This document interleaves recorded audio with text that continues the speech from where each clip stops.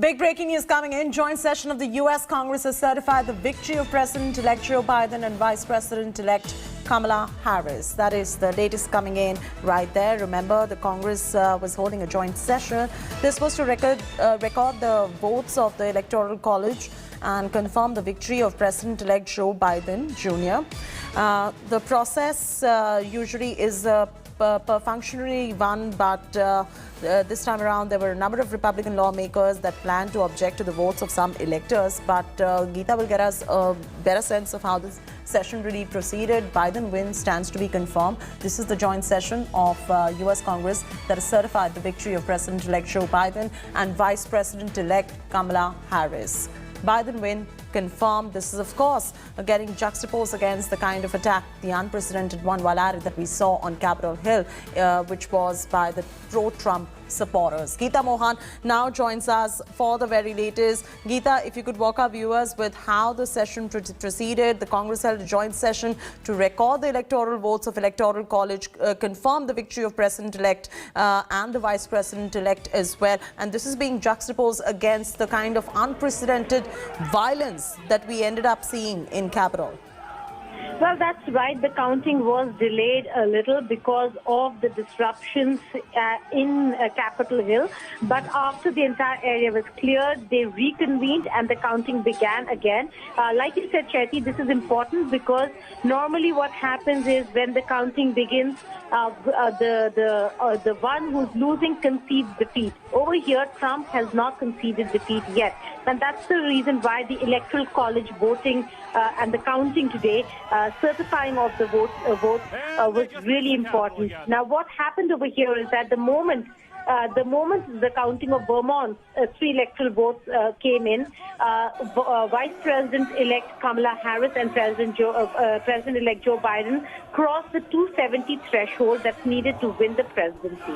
Now, they're comfortably placed beyond 270, and that's the reason why they're breaking that.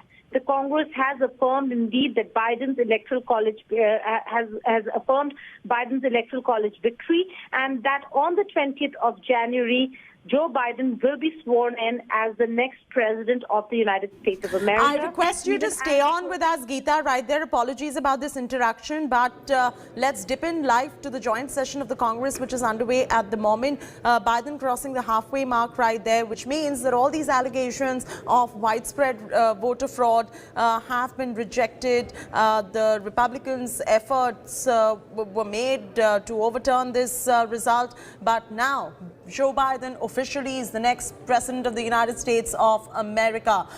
That's the live joint session of the Congress, which is underway at the moment. Gita, the seal,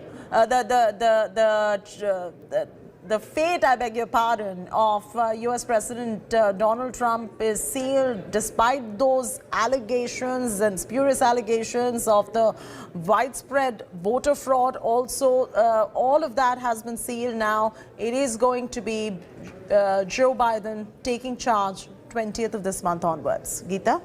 Absolutely. This session absolutely confirms this was the last leg of the entire tedious electoral process of the United States of America, where after the elections, because it is not direct elections, the Electoral College sits and then certifies the votes. The voting over here by the lawmakers was crucial to see if there are going to be any who are going to cross over and not vote according to the votes of the people of their state. That certainly has not really happened this time around, despite the fact, Chetty, that President Trump tried to influence the Secretary of State of Georgia to turn the voting around and give him an advantage of over 11,000 votes, which is what he needed to win Georgia as a state.